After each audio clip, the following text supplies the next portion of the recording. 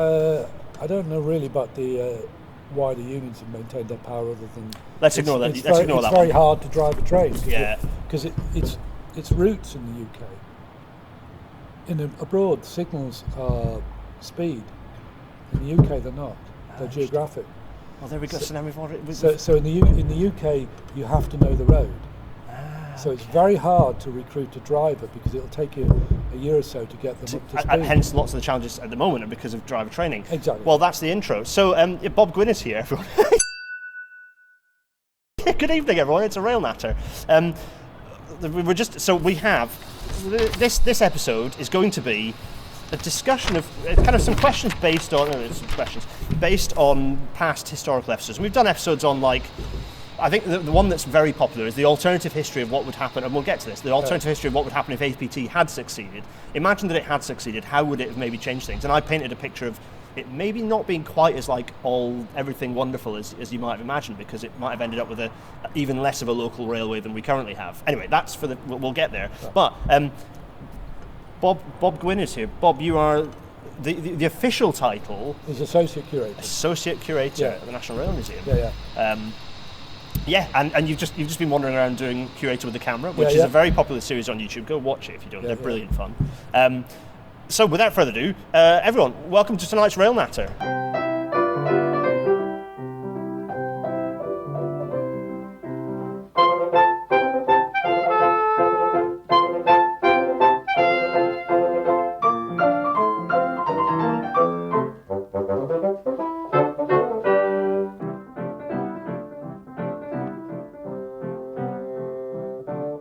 And as the Intercity 225 fades away and the noises from the construction work echo around us, it's happening, it's all happening. Bob, thanks so much for joining us. We've been meaning to have a chat on RailNet for absolutely ages. Indeed, yes, yeah. Well, it just kind of got round to it.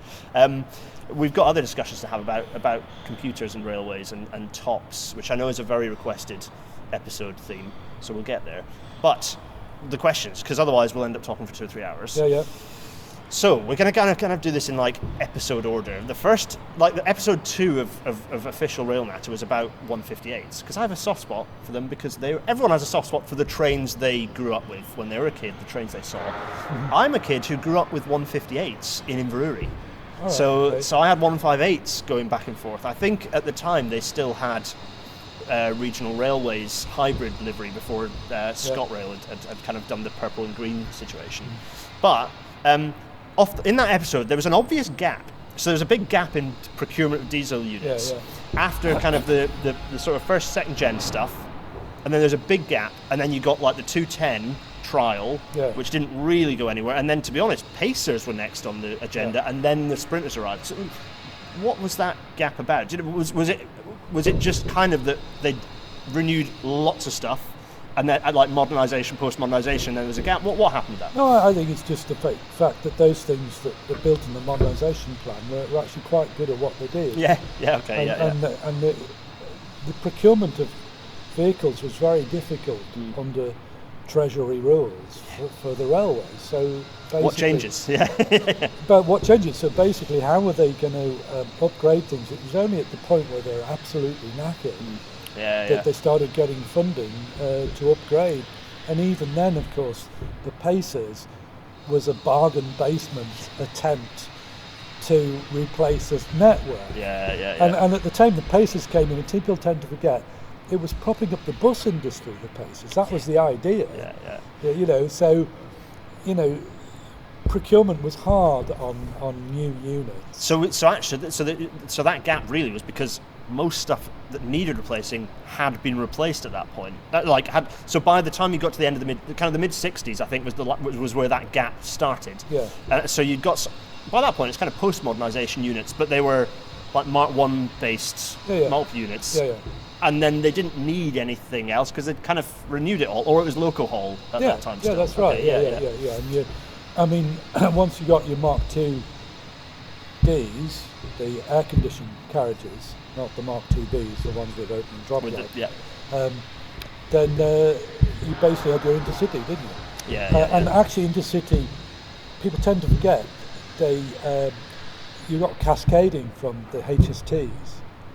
So that once you got cascading, you had some regional services would be bombing around with 37s or whatever. So a lot of things are run with units now weren't run with units then. So it took a while before those things themselves got too old. And then suddenly and we'll get to the pacer question because there's just interesting discussion about pacers later, but pacers kind of came about in a bit of a panic. So it was like, oh yeah, we need to do this. And the 210 was thought that was going to be the solution. Then it didn't. That didn't. What do you think was the issue? The 210 is the one that was it was a multiple unit, but it had the engine within the half the vehicle. It's like it's like what you get abroad, basically. The engine is above the floor. And it was in a Mark III shell, wasn't it? That's it. It's a shame ended up in Ireland. It's a shame that never went anywhere in the UK, because that would have been a very comfortable and quiet train. Yes, it would have. It was pretty powerful. There's some interesting stats we went through with Kevin, who was here earlier, actually, with the residential. Kevin Tennant talking about the costs of the 210 versus the Pacers and then versus the Sprinters, and it's quite interesting. But anyway, that was in the Pacers. Okay, so there we go. So a question considered. So we talk about train procurement and the challenges of train procurement. There's probably, other than maybe the IETs, there are a few. I mean, probably there's been no other more laborious procurement process than the advanced passenger train. If you could talk about the IET, I'd quite like to know what they actually cost UK PLC. I mean, the statement that they are that they're most expensive train fleet that the UK has ever seen, possibly one of the most expensive train fleets per vehicle in the world. That's true, like by a decent whack. It was not an efficient. This isn't necessarily reflecting on the IETs themselves, but it's a reflection on the approach that was taken to their procurement. So for example, things like the retroactive turning of them from electric. So the Great Western Fleet, turning that from being an electric-only fleet to a hybrid fleet cost £1.3 billion on the contract. That is an extension of the contract by £1.3 billion, that's an extension so that gives you an idea of the orders of magnitude of the interesting approach. And again, it's not a reflection on the trains, it's a reflection on the approach that was taken to their financing, their procurement. Not efficient. Which is a normal lawyer's charter. Britain is which is what we're sat in at the moment. Quite. So the APT episode, as we were alluding to earlier in the cold open, has been one of the more popular, if not the most popular history episode we did. Because people were quite interested on the fact that it wouldn't have been all magic and roses and pixie dust had APT succeeded. In the episode, we looked at the fact that actually you'd have ended up with an entrenchment of intercity only type passenger services, because they'd have been good services, but in order for them to work better, you close more, just like happened during West Coast Route Mod, you close into more intermediate stations, you'd have had to push services off the West Coast main line. And APT reminds me of Concorde. It's the railway's Concorde. And Concorde was supposed to fly you right round the world. You're going to fly to Rio in 5 hours, and you're going to fly to Australia and whatever. And it never happened. All it ended up was flying celebrities between New York and London. And you wonder whether the APT would only really have affected London-Manchester, and the rest of it would be in a poor state afterwards, because until you had East Coast mainline electrification, you were never going to get economies of scale really from introducing the fleet. Even if the fleet worked well, absolutely. Which it did not. I was just, some of those thoughts about like the shape of services would have been quite different. We actually, so I often make the case when I'm talking about present policy, the UK, and you might have a view on this, the UK is actually really good at intercity services. We have really good intercity services. They're very frequent compared to a lot of mainline. You're very frequent. We also have really quite good rural services. Like you look at the level of service frequency in like Koror, it's like there is a fairly frequent rail service there, relatively speaking. You go to somewhere in middle France. You would not have that level of service. You have a train a day. The thing that the UK is bad at is suburban transport. So the former PTE areas, but generally just suburban rail transit. And in a way, that's a function of our good intercity services, because we've not built new lines. You have to sacrifice the inner city suburban stuff. And so outside of the M25, we don't have a good suburban. The fact that Pacers ended up running high-density suburban services in and around Greater Manchester is but it's down. Also a factor that you've having to electrify.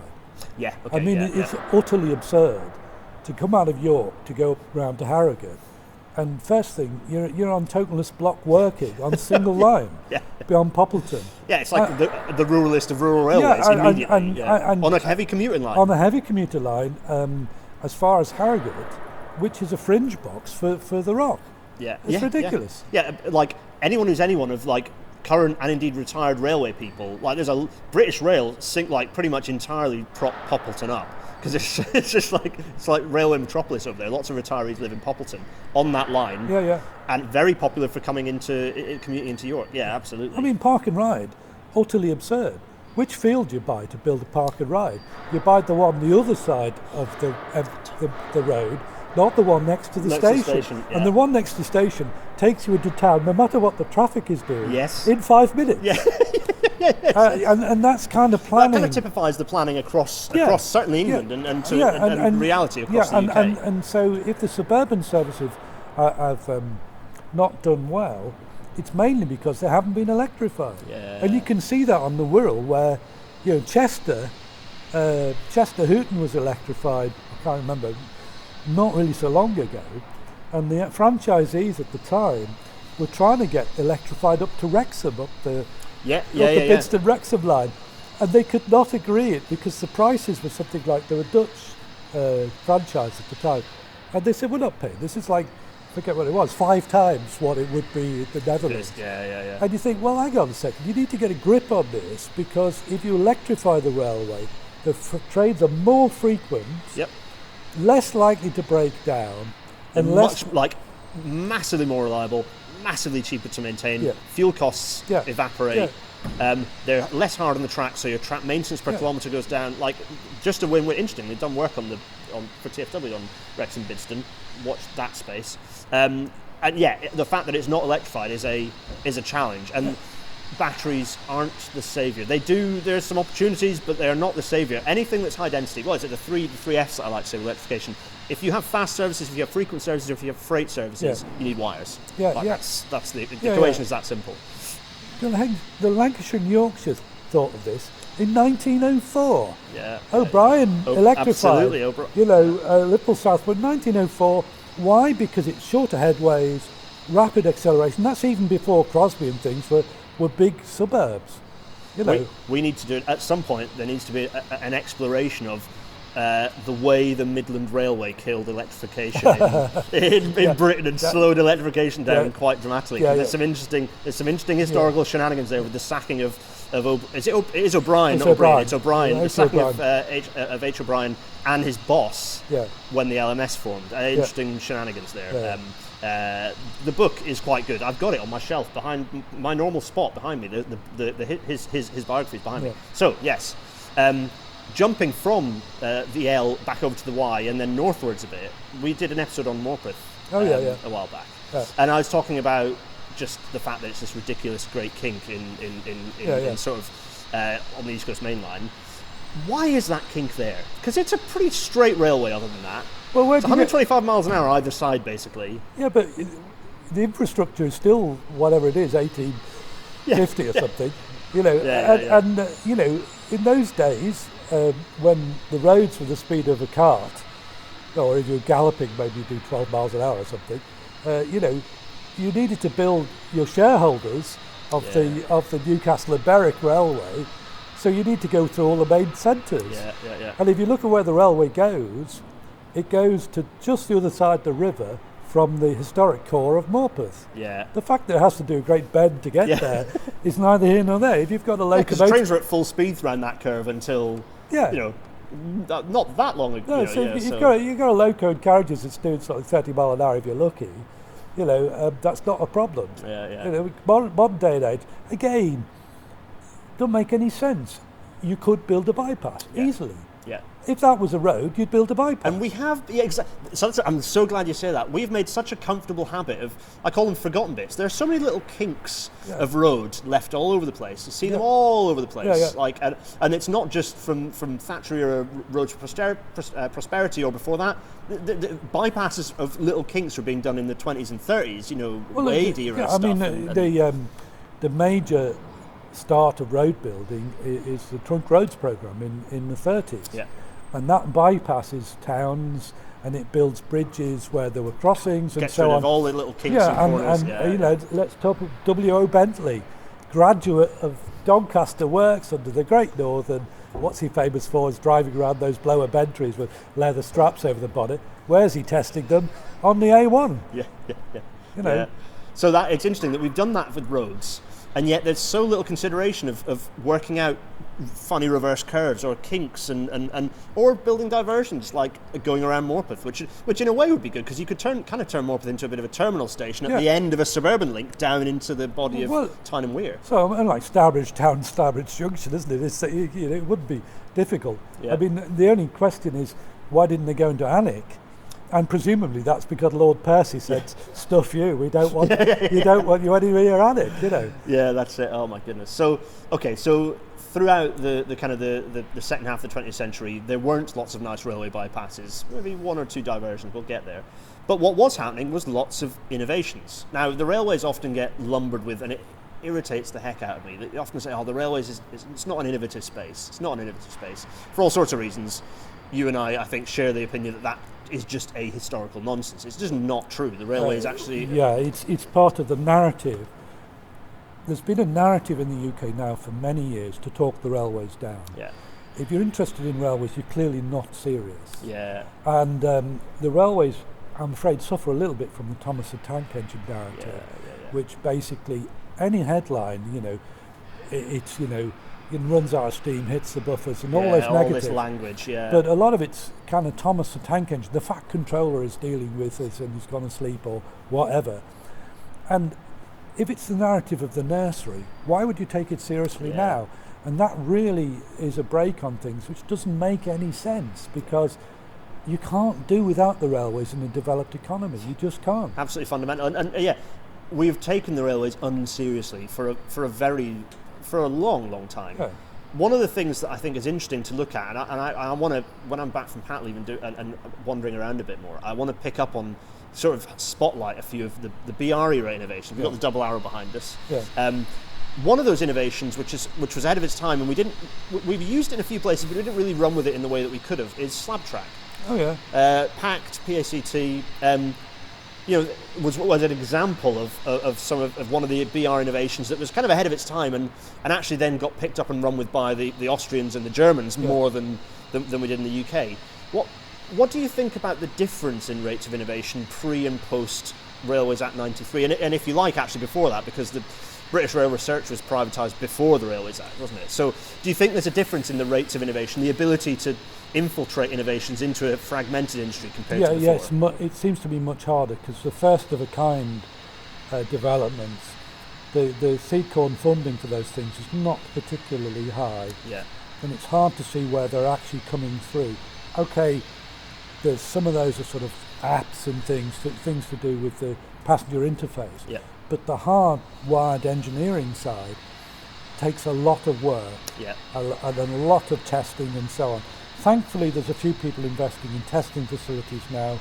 The universities are kind of finally being able to empowered to take the mantle of BR research. And the one in Wales is going to be enormous. Yes. The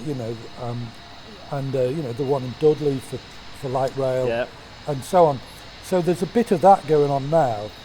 But it's kind of reinventing the wheel. It is, and I'm glad you said, because the other thing I found is for research and development to stick and innovation to stick, you need good corporate memory, you need a good framework for corporate memory, and in my experience across quite a lot of innovation is reinventing the wheel. Like a good example is that Network Rail were getting very excited about 125 mile an hour handback after engineering works, and I had two of my senior colleagues in the Permanent Way Institution going, we did that on the Eastern region quite a number of years ago, nearly 40 years ago, in fact, with dynamic track stabilizers and all the stuff that people are talking about as new that are not new.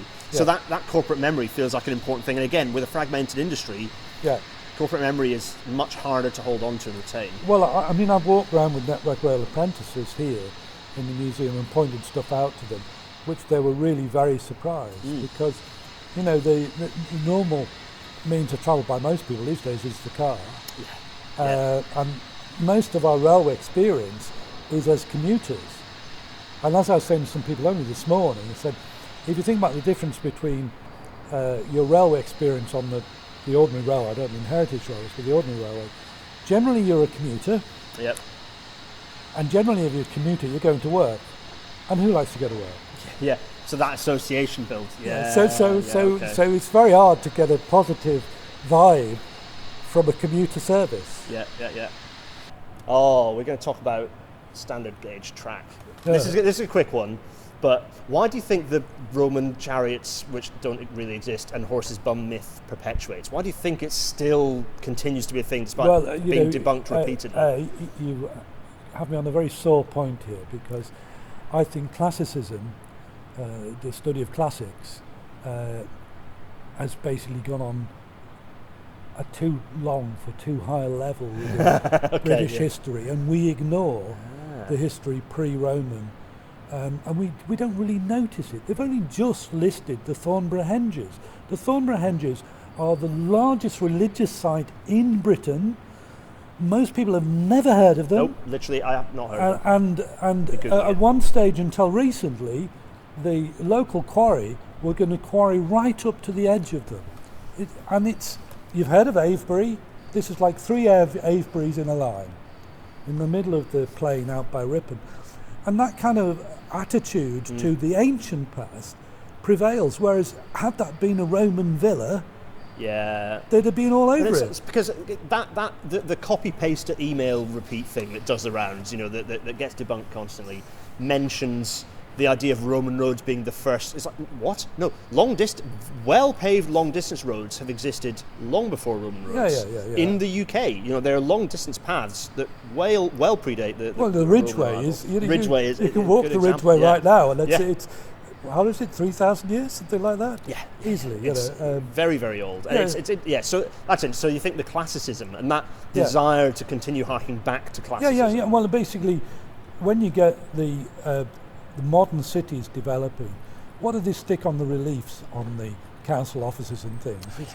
They're nearly all Roman gods or Greek gods, and people go on about Doric columns and all the different capitals and all the rest of it. You know, Birmingham's a good example, the heart of municipal socialism. Look at the town hall. It looks like a Roman temple. So you know, that kind of level. And therefore, was it serious before the Romans were around in Britain? Well, I don't know. It's interesting, there's these themes of like unseriousness being associated with sort of like classicism, serious. Railways, not serious. Pre-classicism, sort of the history that made the country what it was before the Romans arrived, not and therefore had a big influence on what it was when the Romans left, not serious. Well, you know, you walk around past, round here we've got prehistoric monuments. Boroughbridge is a great example. Boroughbridge is Devil's Arrows. Devil's Arrows. I showed a Chinese lad there once, and of course, Chinese, the Celestial Empire. Nothing of worth has ever existed before China. And he stood in front of this, one of the Devil's Arrows. He said, "What is this?" I said, "Well, we don't really know." He said, "What's it for?" I said, "Well, it's some kind of alignment, and they believe probably it's aligned with some star system or something." I said, "But we don't know." He said, "How old is it?" I said, I forget what it was, 4,000 years or something like that. And you could see his head go, and he's thinking, no, hang on, that is before the Celestial Empire, as it were. That doesn't compute. I had no idea. Well, I thought the Brits all walked around with top hats and carried umbrellas, and this does not compute. But that seriousness, but that history, we've just not explored it. We've not explored it, and it's just there. It's all around you, and it's worth thinking about. Julian Cope, bless him, was one of the few guys who shouted loudly about this. This ties into early railways a little bit, because there's an element, a microcosm for that within the railways. The railways, and we're all, the railway industry is going to be guilty of it in 2025, because much as it is an absolute important milestone, don't want to take away, for me the important milestone is 5 years later if we're going to talk about modern railways, but that's another discussion. But first public railroads by some definition. But anyway, it's before, we were talking about this, and I was alluding to the fact you're running around doing your 400, actually not in this episode, in another episode that's coming out soon, I'm recording everything today, I'm very confused, you do your 400 years in 40 minutes, which at some point maybe we should do that. That could be a fun 40 minutes episode, or maybe it's a secret Bob thing that you just do. Oh, it's a secret Bob thing, sorry when you don't get it, exclusive. Anyway, the railways, pre-Stockton Darlington, there's a bit of that's an unserious period in railway. We don't seem to discuss that, and again it ties into this idea of linearity, that you got canals, then you got railways. No, there was a symbiotic relationship between canals and railways. They built each other. Yeah, well you go meet the great Les Turnbull of Newcastle, who's really this historian of the Newcastle Way, the wagon ways in the Newcastle area. He'll point out to you things like Kitty's Drift, which is the oldest underground railway of any distance. Incredible, yeah. And people, there's eyewitness accounts of travelling up Kitty's Drift from the 18th century. And it goes right underneath Newcastle. It's still there on certain times of the year. They have guided tours down it. Really?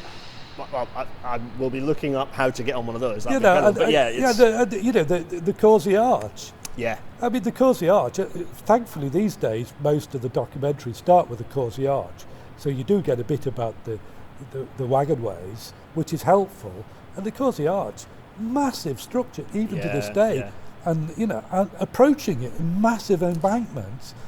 And the statistics for wagons going over it, something like once every 40 seconds or something, is ridiculous. Incredibly intensively used bit of railway. So, all those ways with which the railway later developed post Stockton and Darlington, they'd already worked out how to build trestle viaducts and long embankments and all the rest of it. So, I mean, I'm sure you know this, the first known employee of a railway is Widow Howborn on the Wickham Wagon Way.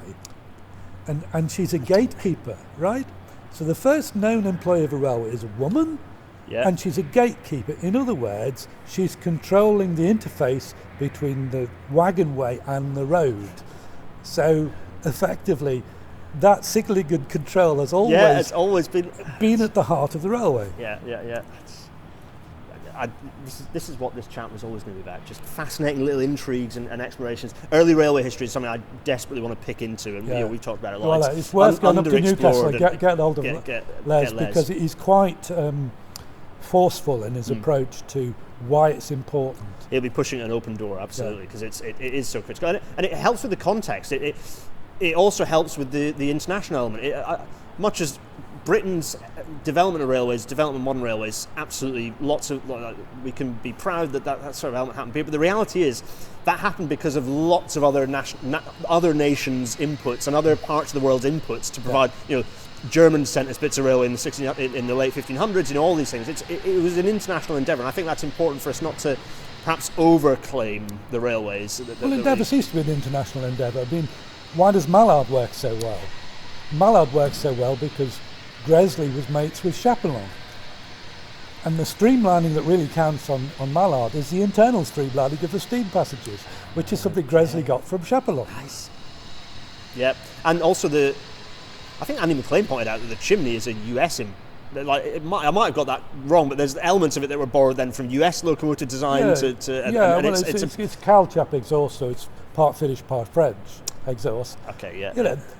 The engineers worth their salt actually look at engineering, and it isn't national. Not really bounded by national borders. Not bounded by national borders. And that's an important thing. I mean, to understand that all around the railway history, there's that other element of people looking out with and overseas. Yeah, absolutely. Out with and overseas, moving swiftly to not looking outwards and looking inwards, and kind of what really started as a bit of a, let's say, internal thought piece on the back of a napkin of what you could do with HSFV, the high-speed freight vehicles, and ended up being a fleet of diesel multiple units that have that you could argue rather outlived their original purpose. Why did they end up? So there's a bit of a disconnect, because it was, to my mind, the history of it appears to be, and Kevin Tennant and I did a Pacer episode, well worth watching. It seemed like it was a thought experiment. It's a bit of what could you do with HSFV1? And that ended up getting grabbed and run with in a way that they were suddenly the future of diesel multiple units, in a way that Wickens and others had never envisaged. No. So what do you think happened there? And speculation encouraged. Well, I mean, was it a vacuum of that? Was it a little bit as a result of the sudden panic? We need multiple units, and we've not really thought about it. The 210 is seeming expensive. We need something else. What do you think? I think Alan Wickens, the HSFV1 was genuinely intended to speed up freight. Yeah, and in the end, freight would not pay for improved suspensions on the wagons.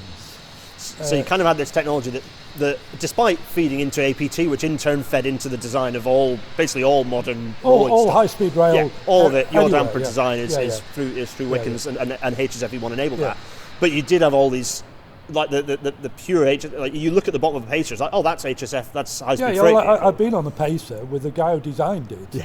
You know, so it was quite entertaining. On that occasion, I was going up to, we were launching the APT as an IMEC designated thing. It's got the plaque. Yeah, and I was on the train coming up from Darlington to Shildon, and I heard everybody talking, and they were all the team that had designed HSFV1 and APT, including Dr. Alan Wickens was there.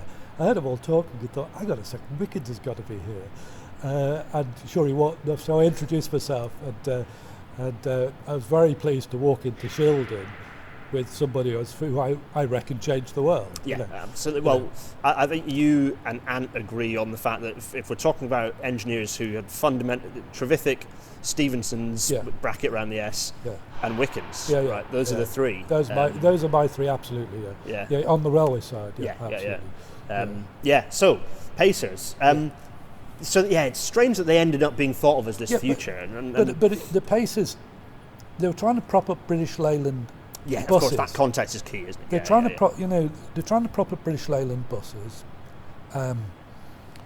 They've got this thing that they think will produce a high speed.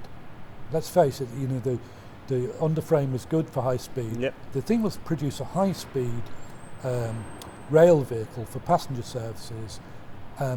But the body itself, you can basically just output the bodies from Workington, stick them on the underframe, and you've got a very cheap construction at a time when the railways carriage, Litchurch Lane and things, still regarded them as bespoke carriage makers. So they still weren't thought of as a factory process to output high rates. Wickens had a run-in with the people from Derby, saying you're not working to the drawing. But we're carriage makers, and so they still had that idea. And we restored the two-hap, one car of the two-hap, a few years ago now. And what one of our guys working on it couldn't believe, because it was built in the era of welding and all the rest of it, every single window frame was different. A mass production is seemingly something we've never quite got our heads around, until the Japanese came and got stuck in. So you can see the pace of the idea that you're buying something off a jig that's been made for a bus, but you can stick it in a rail vehicle. There's an appeal to that. It has an appeal because it's kind of breaking that mould. And it was seen as, we have that view now that it was a knackered old bus, of Pacers, but the reality is all the literature, all the imagery, whether it's Leyland generated or BR generated or the kind of combined stuff, was all that this was the future. It was futuristic. It was actually tapping into some of the high speed elements that you talk about HSFV1. So you can kind of see, I can kind of understand how that might, it's like, oh no, that's the future. What alternative is there until the Sprinter development started? Yeah, I mean, if those trains had only lasted 20 years, then you might have less of a problem. And I think the other issue is that they ended up running suburban services instead of the services that they probably should have, which is rural services. But they weren't actually designed to run the long diagrams of rural services. So they ended up on suburban stuff which they weren't suitable for. They long outlived their usefulness. Yeah. I remember going up the line, the back road to Sheffield from York. There's the other line that goes to Pontefract, and it was like being in a cloud. It was basically, you couldn't see out the windows because it was like just the whole thing was clouded up. Just like that mist that hangs over the Vale of York. And it was just thinking, oh, this is interesting. I'll probably remember this for quite some time. But it reminded me of a couple of the rural services you'd get in France in the days when there were still really very knackered old machines working them. I think I was on one that still had a clear all screen on it. This was in Brittany, only about 20 years ago, and it was an absolute knacker of a thing. And it reminded me of that, that actually out of the sticks, kind of anything goes. And occasionally, I mean, the Germans had those piglet taxis, single rat. I mean, I've been on one of those in Germany on an ordinary service. The rail car, the little red things. Yeah. So, jumping from Pacers to another thing, which is always a bit of a red flag for me in terms of railway history and possible alternative futures, which is to do with the Great Central. I in 2 days in real world for us, but a few episodes ago for you, lovely lot. Hello everyone. I did an episode on what could have the British rail network and its intercity network could have looked like if we had if we were less wedded to grouping structure and the main lines basically retaining, essentially in nationalisation era, we kind of retained that grouping structure. Now, if we hadn't had that, do you think more of the Great Central could and should have been retained as part of a more strategic looking rail network rather than just that's the LMS main line, that's the LNER main line, basically duplicated routes, I mean, say it's a much better alignment for much further. Connecting, like going through Nottingham, for example, is a much more effective. The alignment there is, in the actual curvature of the alignment, people say it's a high-speed route, not any more than the Great Western or the Great Northerns Railway, but it's the connectivity it provided. But it doesn't twist around all over the place like the Midland does. So you can imagine coming down that 125 mile an hour would not have been a problem. It's you'd have lots of bits of it that are pretty straight. There are elements. I mean, the mile radius curves, you probably get 115 at a push. You probably squeeze a bit. To be fair, a bit like they did on the Great Western, they eked quite a lot of the corners in, and on the eastern region also did a bit of corner cutting. We said we didn't have bypasses. We did have a little bit, but only really within the railway boundary. Interesting. So opportunity. Okay, so I mean, because the regions, be our eastern region and whatever. The regions still regarded them as that command structure, right late on. And duplicate routes like Great Central, which were always going to be a bit of an orphan. Because the reality is that a lot of the boards, and therefore then the management structure, were still of the pre-grouping bodies, of which the Great Central was not well represented. Well, the continuity is always greater than change in history. And that kind of leads on to the next question, which is okay, this is an anniversary year of Beeching. I'm writing a piece about Beeching right now. There's lots of discussion about Beeching. Lots of it to my mind, will be a bit rose-tinted spectacles, a bit, might be a little bit, whatever the opposite of hagiography is, it might be a bit of that. For me, the moment in history was not reshaping. It was the Transport Act 1962 that was the key moment where government enabled itself to close railways much more easily and without restriction. Do you think Beeching was specifically lined up to take the fall, or do you think that there was or do you think it was kind of there was just a necessity for the board, the newly formed British Railways board, because it was ATC before that, was the executive before that. The first chair of the board was always going to be the person who dealt with that, or do you think it was a weird historical side effect that Beeching ended up having his name against it? Government has had lots of reports presented to it, which it's then ignored. So why did it not ignore the Beeching report? Or why did it not?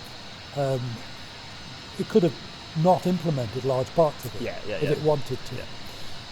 But it didn't do that. And it didn't do that. It seems to me for fairly obvious reasons. One is the car economy seemed to give full employment. Yeah. So with the idea certainly floating around amongst advisors that railways were a thing of the past, Beeching was playing to the gallery of the people who were the decision makers. Yeah. And every time you had a major opposition group saying, no, your figures are wrong and this closure shouldn't happen, blah, blah, blah, blah, blah, they were nearly always ignored. And round here, the classic is, of course, York, Beverley, Market, an incredibly busy commuter route in terms of multimodally. Like, so many people drive that road, and it's horrible. And it'd been modernised.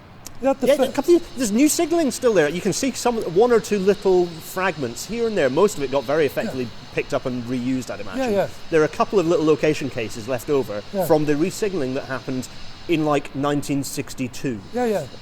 And new track materials and all sorts. It had the first automatic barriers on it. You know,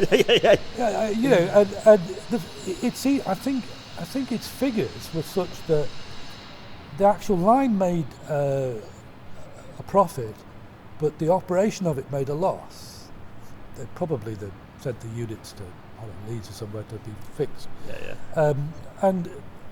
But once they'd insisted on closing it, they drove that closure through. And that happened in quite a few places. It's clearly some of them were hostages to fortune when it came to politics. The classic is the difference between the Central Wales line, which I think is now called the Heart of Wales line, and the Borders Railway, the Waverley route. The classic between those two. Comes down to the electoral map.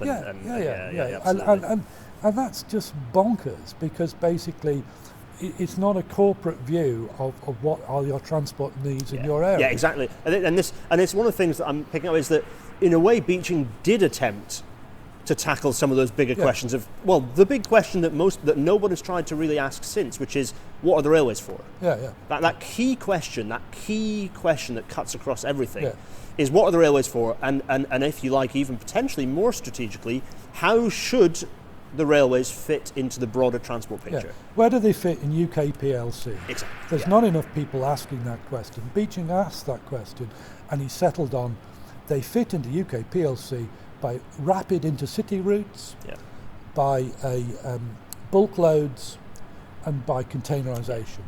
And he was right in all three of those points. Absolutely. It's interesting you talk about and it's worth, and I've said this before, it's worth saying again, the unions were not entirely, at the time, the unions were pro-car, because the car, exactly as you say, was seen as a way, in an echo of the modern era, where we think of pods and technology as providing full employment and all this wonderful stuff, all the discussion of like Web3, trash futury type stuff. It's interesting, the same discussion happening then. Car will provide us these utopias of pods whizzing around, and traffic in towns then said, no, this is bad, and then weirdly government interpreted traffic in towns as an excuse to then build lots of the stuff traffic in towns said shouldn't happen. You'll end up with lots of dual carriageways through your towns, and then government went, you don't have cost benefit analysis either, do you? At that point, so you don't really have a good way of judging. Not that that's necessarily used hugely well today anyway, but you're right, absolutely no analysis. As far as I know, the first time that was applied was on Altrincham, Manchester. Really? That late? And it saved Altrincham, Manchester. Interesting. Bob, why does nobody remember the Selby diversion? Because you just take it for granted. You don't notice the fact that you've suddenly sped up. There's suddenly this alignment is like, ooh. They go to Doncaster, because it's really hard to remember coming over the Selby swing bridge and coming up to York. And I must have done that lots of times. Oh, really? It's almost erased itself. I cannot remember Selby swing bridge and coming up by Neighbour. I can't remember it at all. We talk about Morpeth and the kink, but the idea that the East Coast Main Line had a similarly aggressive kink plus a literal break in the rails of a swing bridge before heading north, it's almost that was until 1983. I think I must have done it at least once, or several times, because I'm from the Wirral, I'm near Liverpool, but it's really hard to remember. And because, of course, these days you just you swing onto the Selby diversion and things speed up. Of course, all the Deltic fans out there was the bridge, which is now out by Tesco's out Tadcaster Road there. Oh yeah. And the Deltics weren't supposed to give it full power till they'd cleared the York limits, because it's a two-stroke, isn't it? It's a two-stroke engine. So all the photographs all the clag and of the Deltics with this great big plume out the top, they're all taken out there. And it's just where it's swinging the corner to go on what's now the cycle track. We talk about the Deltics, and we talk about one of the features of that route, of the former route of the East Coast Main Line, was that HSTs. We've got a lovely one over there, roaring back and forth. We talked about the APT if the APT had come about, but in the other way around, kind of two thoughts really. If HST hadn't come about for whatever reason, do you think it would have helped? Do you think it would have helped APT to succeed? And do you think we'd have seen more rapid electrification had the HST not been a success? No, I think that misreads the 1980s. Really? Okay. The 1980s was a really difficult period for the railways. I mean, to say Thatcher comes in 79, she's no friend to the railways, socialism on wheels or whatever. And once she goes through the khaki election after the Falklands War in 1983, you get all those privatisations. Yeah. I mean, it's hard to imagine, but they were going to close Marylebone. The idea was to close Marylebone in 1985 and make it into a bus station, right? Yeah. And that was the Rail Conversion League. And her Dr. Alan Walters, who was he was one of her advisors, when one of his mates was one of the Rail Conversion League. So it's hard to imagine just how hostile government was towards the railways in that period of time. It's interesting you talk about the Bus Conversion League, that connection of market liberalism, privatisations, into the current era of the market liberal lobbyists in Tufton Street. It's interesting that one of their transport advisors at the Institute of Economic Affairs, now moved on, Richard Wellings, is fixated on the idea of bus conversions of railways. Road conversions. Conversions of railways into roads. Well, it's an old idea. Buses. It's an old idea. I mean, fine. Let's live in East Los Angeles. I'm sure we'd all love that. Or the New Jersey Transit bus arrangement, which is bonkers levels of passenger provision on a commuter bus system. It's just absolutely do-loud. I mean, it's unfortunately that kind of worship of America that's come through that political filter does not work in a country as old as this, which has got as many people in it as this country has, and which most of the centres are medieval. I mean, to say if you put it's not my thought. I come across it, but you could put a cloverleaf junction on the top of York, and there'd be nothing left. Just obliterate the whole. Nothing left within the city walls. So you'd be able to get. There was a joke on the Two Ronnies years ago. Here's a map of Britain. You can see all the towns are bypassed. You can drive all day and not get anywhere. The railways take you into the city centre. They take masses of people in and out of places. To replicate Thameslink capacity in roads through London, which is what one of the things that advocates for turning railways into roads advocates for conversion of like Thameslink. It's like, do you know how many buses you'd require to carry 40,000 people in one direction? It just doesn't bear. How many roads you need in London to do that? Doesn't bear thinking about. It is just crazy, especially the thing that's swung now in the railways' favour and swinging that way is the decarbonisation agenda. And the decarbonisation agenda, the easiest way to decarbonise is to get people out of their cars. A critical point. I mean, I like driving a car, but I generally, around York, use a bike. As many ways you can incentivise people to choose the alternative, the better. So, picking up on it, one of the things that I always found interesting was that 84001 is over in the corner, which has been very nice because it's gorgeous. I think it's a fantastic looking loco. Yes. Mechanically, it wasn't exactly the best. Mechanically, not the best, and poor old North British for all sorts of reasons. R.I.P. The HST, Kenneth Grange styled the HST fantastically modernly, whereas you look at all the electric locomotives, and it took until the Class 90 before you, or Badger, the 89 I suppose, it took until the Class 90s before you started seeing angular, streamlined styling on what was arguably the modern form of traction. Do you think that view of diesel as actually being futuristic? Do you think that played into any of the policymakers' minds of like HST looked modern, whereas actually the electric locomotives, which were much more modern, seemed like the path? Do you think that played into it at all, or is that just a bit of an aesthetic exploration? I think that's aesthetics. I mean, the fact of the matter is Grange did his job too well. Because HST still looks modern. You see one go through York, and if you'd stop somebody on the platform and said, "Do you know how old this is?" They wouldn't guess how old. Can you imagine if they'd let Grange loose on the AC locomotives? Can you imagine? Like, you'd have got a better look. But the ACs. Thing is, they don't need streamlining because they're so powerful. They're designed in the late 50s. So they were pretty good. I mean, the 87s in that boxy 70s style. I still think they look fantastic, but admittedly, if you compare them to their the kind of nominally contemporary HST, HST is a little later, I suppose. You've got to compare it to a similar electric overseas.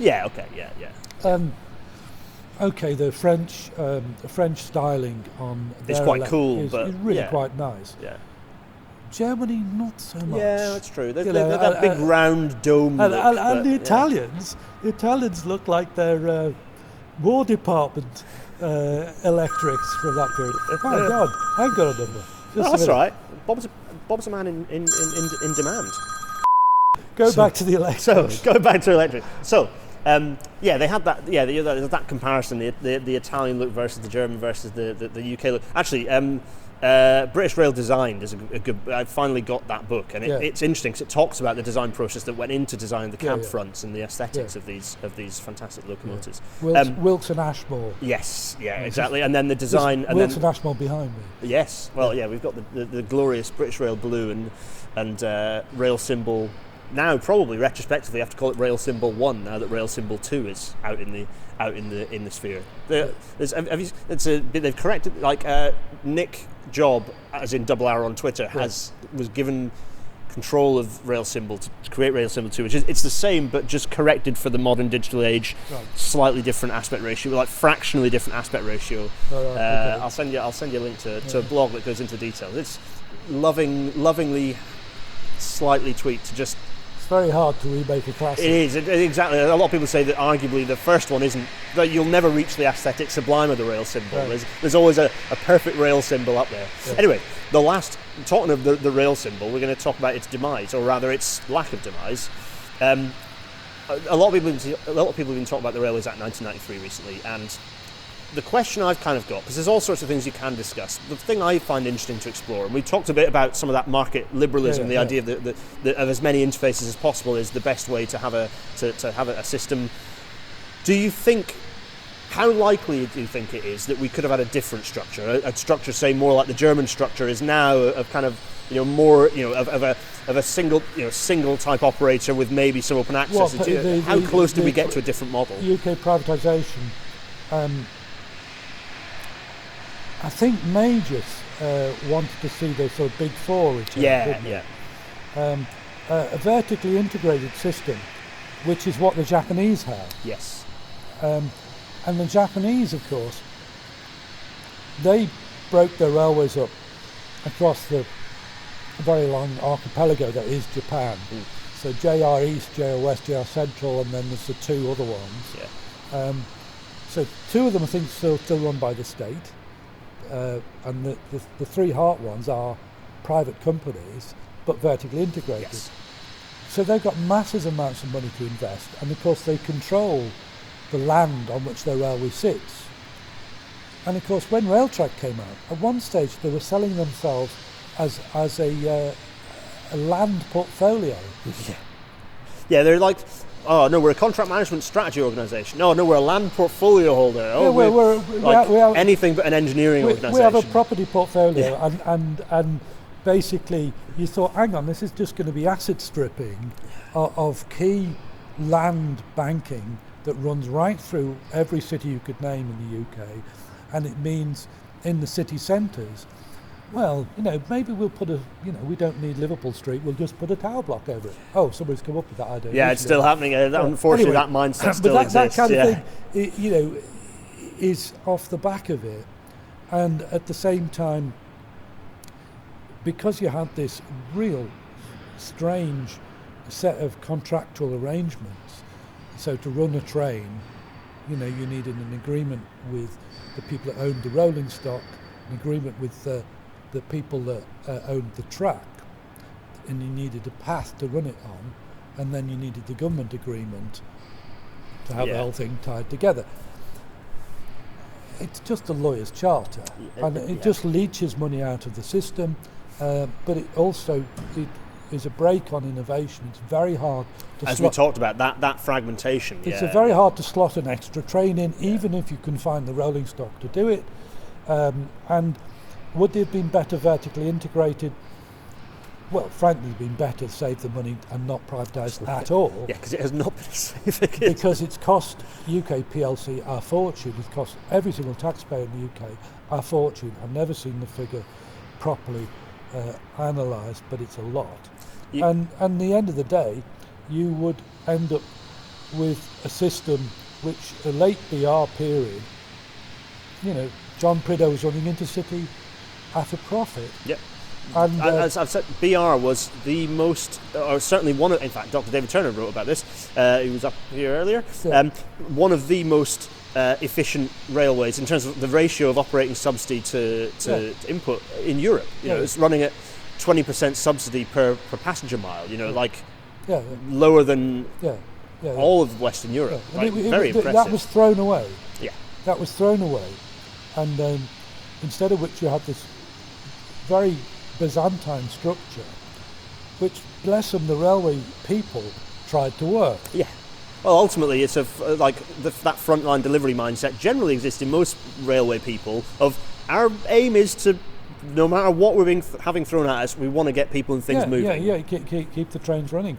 And I always used to think that if something went wrong, and you could see the platform hosts or whatever they're called wandering around and talking to each other on radios and phones and all this, and the one person quietly cutting through all this to try and sort it out, I always call it the ghost of BR. Oh, really? Yeah, because generally they're BR grads, ex-BR graduate scheme. It's gradually fading. Yeah. It's gradually fading out. There's still, there's still a few of the heroes of the industry. You're very much ex-BR graduates scheme, and there are plenty of people who still think that scheme needs to return and should return, and likewise the pan railway apprenticeship scheme as well. Well, the traffic apprentice scheme. It's the North Eastern Railway. It's GIB, and it comes right the way through, and you think, well, if it ain't broke, don't fix it.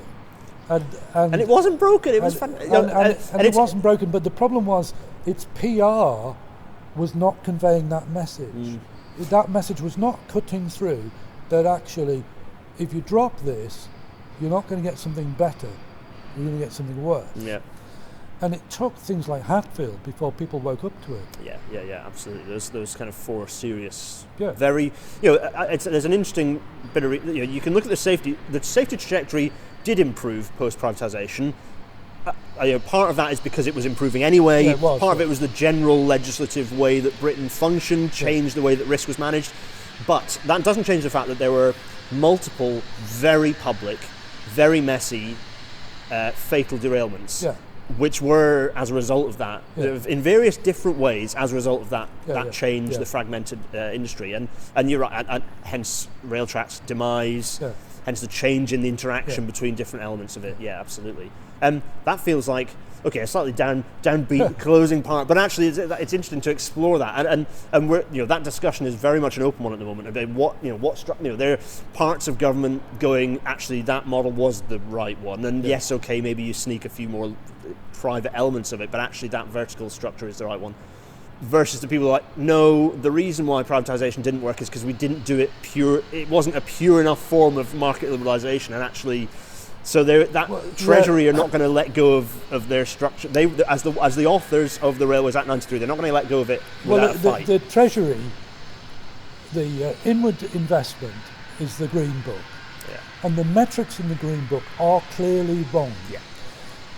And I cannot understand why the railway press and some of the more sensible members of the media did not realise at the point where the Borders Railway opened just how wrong they were.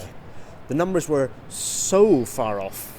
So far off. I mean, if you want to understand why rail investment works, go to the Borders.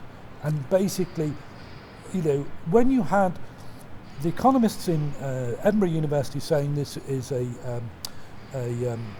Scottish Parliament vanity project, and at one stage the cost-benefit analysis saying 0.5, for every pound you spent on it, you only get 50p back. And here it is, having fundamentally changed the attitudes of residents, tourists, businesses. And as I say, those metrics must be wrong. And therefore it's a massive break on the development, the positive development of UK economy and therefore UK society. And that's what I would go at. And that somebody needs to do the work on that, because I'm afraid I don't have the time. There is, well, one of the things I'd love to do is dive into academia and really unpick that. That feels like a good point to pause. So, firstly, everyone listening in audio-only form, thanks for listening. Everyone, so the usual plugs of patreon.com/Gareth Dennis. I have to do all of this off the top of my head, which I'm very rubbish at. You can also do paypal.me/Gareth Dennis to throw abuse, coins, whatever you fancy at me. And the Discord servers where the YouTube chat that's been happening continues unabated. Next week's episode will be something that I haven't confirmed yet, but it will be future me will tell you now what it is. Yes, it will be Luke Agbymony joining us. In fact, I've just literally pre-recorded it now, and it was brilliant fun. Episode 155, Perfection and Imperfection on the Underground. Yes, a marvellous visual exploration of London's transport networks, not to be missed. Marvellous. This episode was brought to us as a way of an outro. This episode is episode 154. Yeah.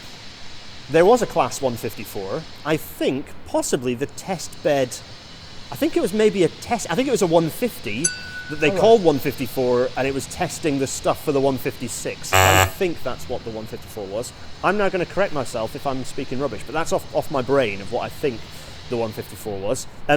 After that little bit of nonsense, Bob, it only remains for me to say thank you so much for giving me absolutely ages of time. I need to not wibble this microphone around, and my watch is on that hand. Yeah. However long it's been ages. That was so. I enjoyed that so much. Okay. Very much a historical odyssey of all sorts. That's totally Gareth. I like this kind of brain stretches. Yeah. All over the place. Anyway, good evening, everyone. Cheerio.